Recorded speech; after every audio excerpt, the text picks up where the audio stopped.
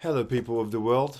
I hope you're well. Welcome back to a new installment of Revolutions. Thank you for the warm welcome back. Last video, I hadn't made a video for a year or something, and I just felt like it. Sometimes it's like that. You have just to feel like it and feel the need to reconnect with people, and there it appears. I appear. A bit like Beetlejuice. I very much appreciated your comments. Thank you very much. You're very, very lovely. I have played a host of a bunch of records this week. I want to share them with you. This is what this channel is dedicated to: showing interesting music, showcasing interesting music, possibly on record, sometimes on CD. I've got some CDs. We are not snobs here. Let's get going. This morning I woke up, it's Sunday today, playing my all-time favorite classical piece, which is the cello concerto in B minor by Dvorak, played very, very elegantly by Mr. Janos Starker, the son of Dracula himself. And the other side is a Edgar Fauré elegy, just as classy, really, not as well known. Probably, I've got about 10 versions of the cello concerto by Dvorak, all played by various people: Pierre Fournier, Starker, Jacqueline Dupré, and so on and so forth. The cello is quite possibly my favorite classical instrument. I love this piece, and I will continue to love this piece. To me, it is just so rousing and exciting, and there's so many really amazing crescendos in this piece. It doesn't get any better. Okay, in a totally different way, here's an album that I revisited the other day. TV on the radio, Dear Science. TV and radio were one of these kind of indie bands that exploded on the scene in the 2000s. I remember, hearing their first album, Desperate Babe, Bloodthirsty, something. I can't remember the title, but I remember being struck by how it was very original for the time. Is an indie band fronted by a black dude, which is not the norm. So it sounds it's got this kind of soulful voice. One of them died, I remember, a few years ago. I think it may have been the original singer who died, but they made a string of really excellent albums, and they were from Brooklyn in New York, I think. This album was absolutely top notch. Halfway home, the opening song is so freaking catchy, and then it just goes. It's very funky, this album. It's got a very kind of funky indie rock meets kind of like this sort of a bit of a dirty funk vibe. I like this record. I hadn't played for ages. 2008 on Touch and Go and 4AD. I mean, it's not very eloquent, but that's what I've been playing. I'm going to show you a slew of female or woman or, artist of the feminine gender albums who fall squarely in the ambient pop, art pop kind of bracket. This is an album that I absolutely treasure. This is Carla Dal Forno. She's a local artist. She grew up in Melbourne. She moved to Berlin and London for a while, and then she came back. She lives now in Castlemaine, which is a town, beautiful town in the country in Victoria here, she has a family now and everything. But she has released a new album last week, and I'm very excited because I love Carla. She sounds a little bit like Julia Holter, but in an Australian kind of way. It's not an insult. I love Julia Holter. I think this is wonderful music. It it's kind of the crossover point between the young Marble Giants, the United States of America. She's very, very, very obsessed with the United States of America, and let's just say, Kate Bush or something like that. It's got these kind of like elements from this beautiful spectral ambient pop. She has made 4 albums. They're all really good. My favorite one being this one, Come Around, came out in 2022 on her own label, Callista Records, which is named after the suburb in Melbourne that she comes from, which is not very far from here, 20 minutes away from where I live here, or so, half an hour. In the mountain, on the mountain. Here is possibly one of my top 3 favorite albums from last year, which I've played to death and loved to death. This is Joan Robinson, Blur. It's the title of the album, in case. Kind of, to me, a mix between something like Nico and My Bloody Valentine and PG Harvey or something like that. It's got this very lo-fi, really depressed kind of tone. It's acoustic guitar. It's like dream pop on acoustic guitar, but in a more kind of miserable, downtrodden way.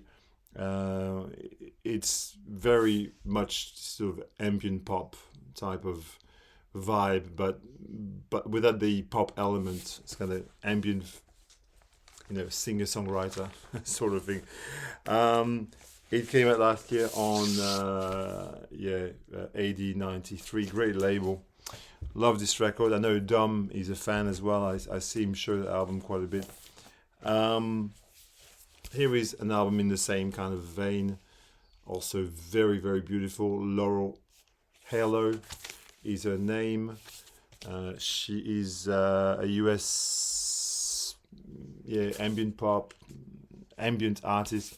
She falls more into the ambient category, Laurel Halo. She's made quite a few albums, and I think this one is probably a most successful to date in terms of the quality of the composition, the arrangements, it's got some beautiful cellos and pianos and vibraphone electronics.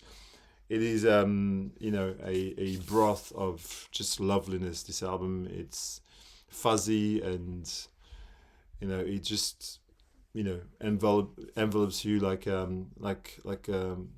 nice coat. It's a beautiful record. It's nice for this glorious autumn weather that we've got at the moment today, or when it's a bit, when it's a bit dark outside, maybe. Again, in the same vein, I was revisiting this Grouper record, Liz Harris, classic kind of ambient artist of our times, really. And this is Ruins, which I love. And it's got a lot of lovely piano ballads on it, which are dark, gloomy, atmospheric, ethereal. It's a very kind of sort of a solo Cocteau Twins kind of brooding masterpiece. This thing, Ruins. It's fantastic. I love this album. I have a few of the Grouper records. Grouper, in case you don't know, like a group, like a music group with ER at the end, Grouper. Here is an album that is very, very, very dear to me. Titanic Rising. I think it's a masterpiece. Personally, I could talk about this album for hours. It reminds me of my... we're coming soon to the death of my wife, and the anniversary of her death. She died 8 years ago, and I discovered this record after her death, and A Lot's Gonna Change, which is the first song. It's kind of something that spoke to me in ways that it really unsettled me, this song. And then I listened to the album, and it's kind of like the perfect record. It really is. There's nothing on there that I would say should not be there. It's an art pop masterpiece. It's mixing this kind of Björk, Kate Bush kind of sonic palette with a sort of more, at times, a little more, country folk kind of idea, but all done in a very arty, very, quite sophisticated manner. Wise Blood is Natalie Merring. She's put lots of great albums out, and this is really a finest effort. I think I will love and treasure this album forever. I love the cover of this bedroom underwater. It's a lot going to change. Andromeda is a masterpiece. Wild Time, movies. Fuck, this album is just. It's one of my favorite albums of the past few years. I would, it really has had a big impact. And I saw the show. I saw the Wise Blood live when she came to tour this record. It was incredible. Here is a kind of a buried treasure type of situation. Carola Bear, The Story of Valerie. Very little is known about this girl. She, the cassette of this album was discovered in a thrift store in Portland in like 2017 or something like that, and somebody came upon this cassette and liked it enough to release it. The music is like a very lo-fi 4AD record, with very ethereal vocals. That's Cocteau Twins with Yamaha DX7, as a backing track, and she sings very. There's a bit of Sinead O'Connor or Liz Fraser in there somewhere, but The Story of Valerie.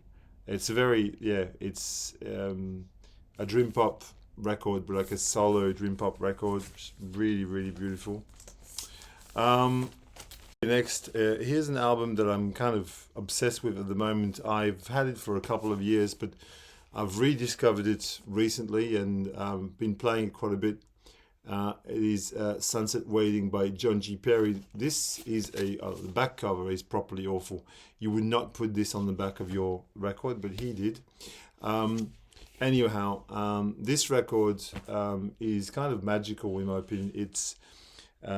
It was recorded in 1976, engineered produced by Rupert Hine, and features contribution by Michael Giles, Rupert Hine, Simon Jeffs from the Penguin Cafe Orchestra. You've got a whole lot of really big names on that sort of like Canterbury scene that appear on this record, and the record is quite varied and at times quite surprising. It's got moments where he just loses himself in a kind of a jazz rock aesthetic, and other moments where it's totally dreamlike and kind of ambient and surreal and whimsical. And it does oscillate somewhere between the Penguin Cafe Orchestra, Caravan, where he was a member of Caravan for a bit of time, and you can hear bits of Mike Oldfield there as well. You can there's that kind of aesthetic, the sort of tubular bells, where you've got this flurry of instruments and just beautiful sounds, colliding, if you will. This is a minor masterpiece in my opinion. It's got some very, very beautiful songs, and if you're a fan of Penguin Cafe, if you're a fan of the sort of Robert Wyatt's Egg Caravan kind of axis of the Canterbury scene, this would really, really easily appeal to you. And I don't think it's a very expensive album to buy. At least when I did buy it was not very expensive. Continuing with, I've revisited this beautiful album by Love, Live, Life Plus One. Love Will Make a Better You. This album is one of the most kind of exciting examples of psychedelic rock in in Japan, it really goes in every direction. It's got sax and flute and guitar and Hammond and bass, and it's really, really densely kind of. Um, you've got this again, this slew of sounds that are just coming from every direction. Um, yeah, it's a fantastic, fantastic psych album from Japan. It came out originally in 1971, and yeah, it's kind of unhinged. If you like something like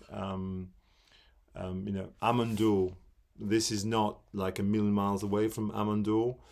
Amandur 2, it would be, or yeah, there's a little bit of Amandur, a little bit of Papal Vu, a little bit of Hawkwind in there too. I think it's worth a try if you've never heard it. Here is a wonderful kind of gloomy folk album from Slovenia.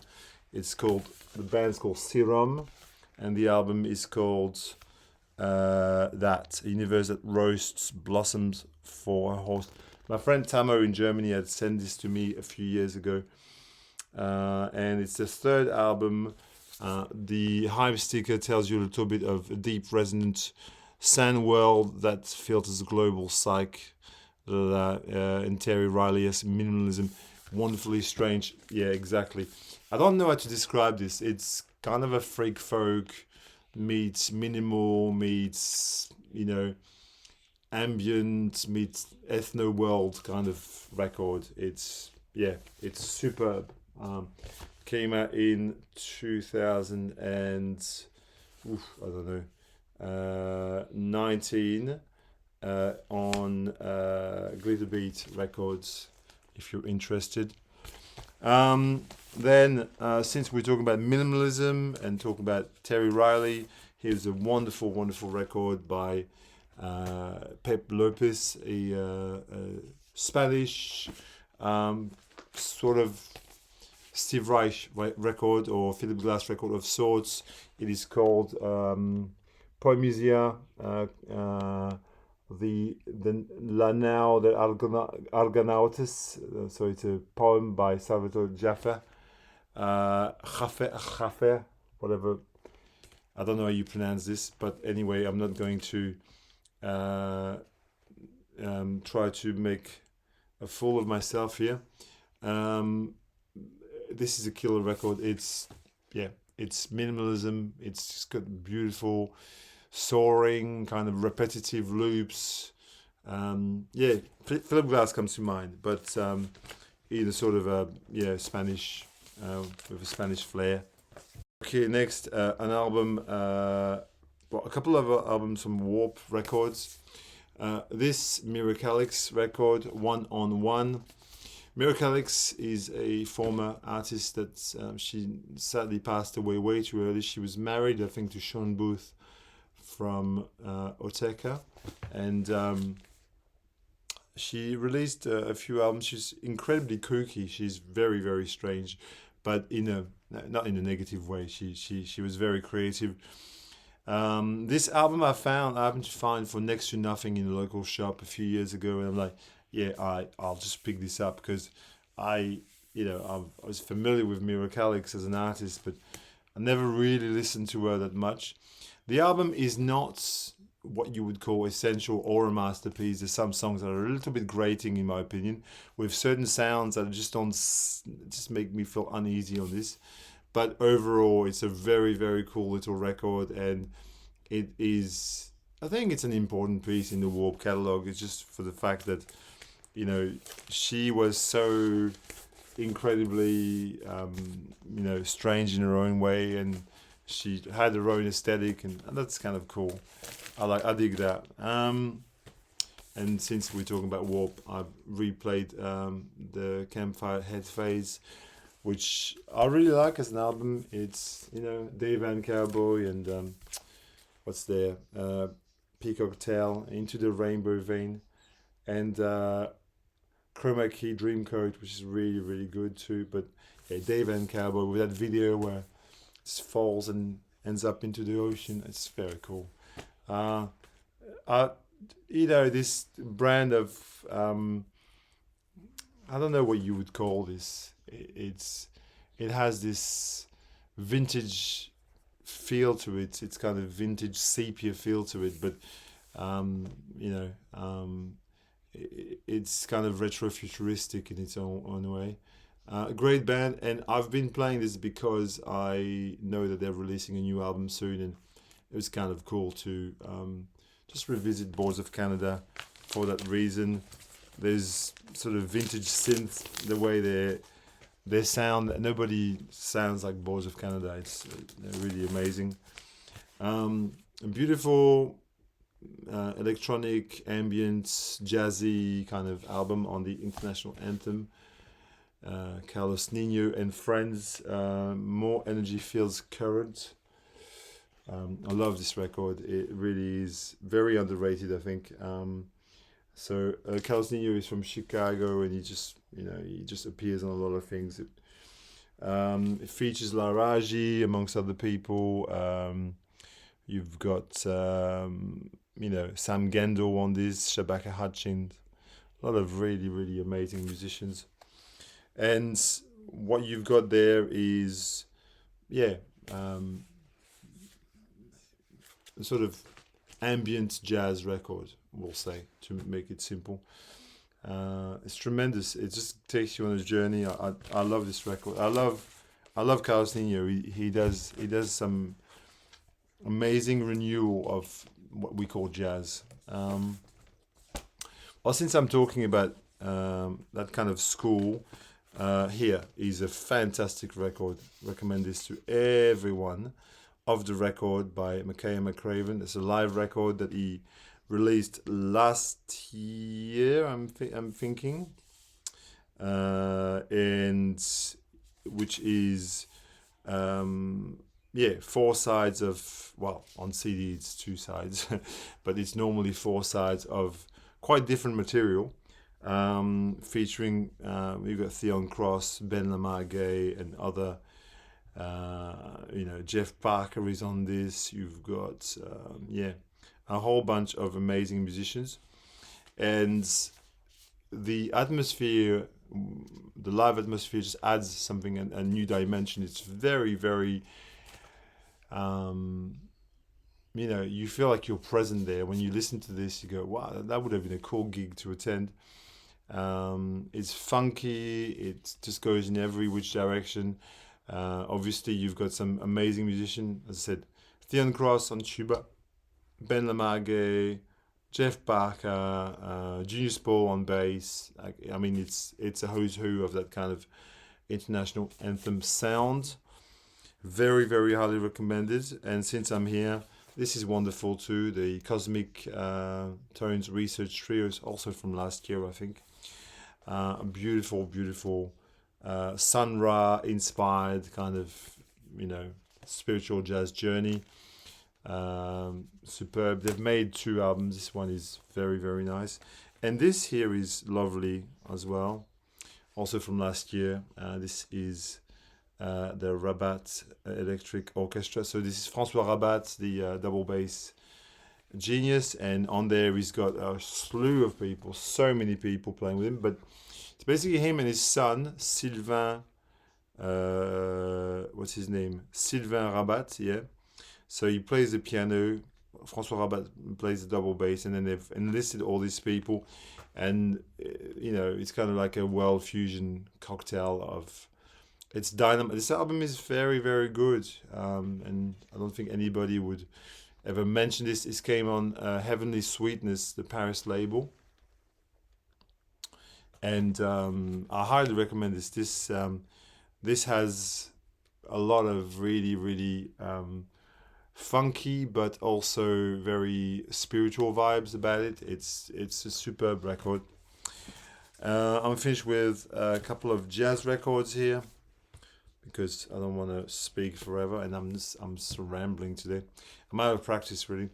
Oliver Nelson and. Bill Evans, for the matter, the blues and abstract truth. I was prompted to replay this because I had in my head I had this song Stolen Moments playing in my head.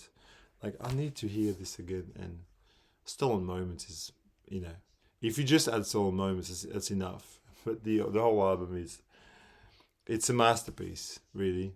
And you look at the lineup, it says everything you need to know. Joe Chambers and Eric Dolphy. No, Paul Chambers, not Joe Chambers, sorry. Bill Evans, Roy Haynes, and Freddie Hubbard. Oof. Incredible. Speaking of lineup that kills, now this is a new record. I bought this because I've wanted it for quite a while, and it's difficult to get an original copy of this, and it's been reissued lovingly on Blue Note Tone Pot.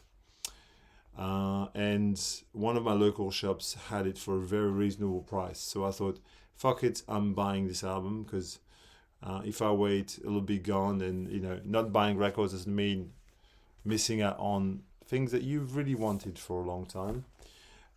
So here is the great Compulsion.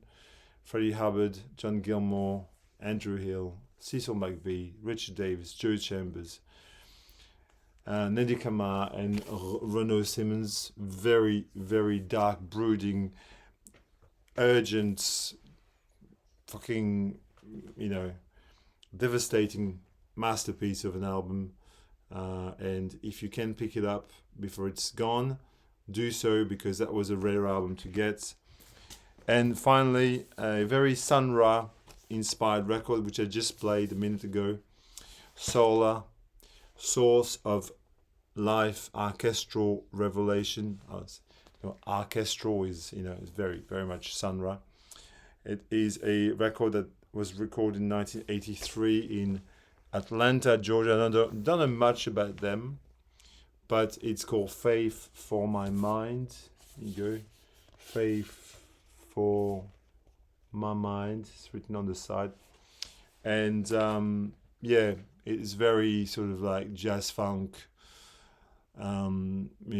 Touches of spiritual jazz, modal jazz, lovely vocals, kind of, crossover point between Philip Coran and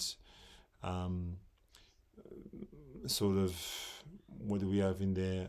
Philip Coran, a little bit of Don Cherry, a little bit of Sun Ra. It's a beautiful record, very, very nice, and came out on Superfly Records a few years ago. I've had it for years, so I was revisiting it 2012.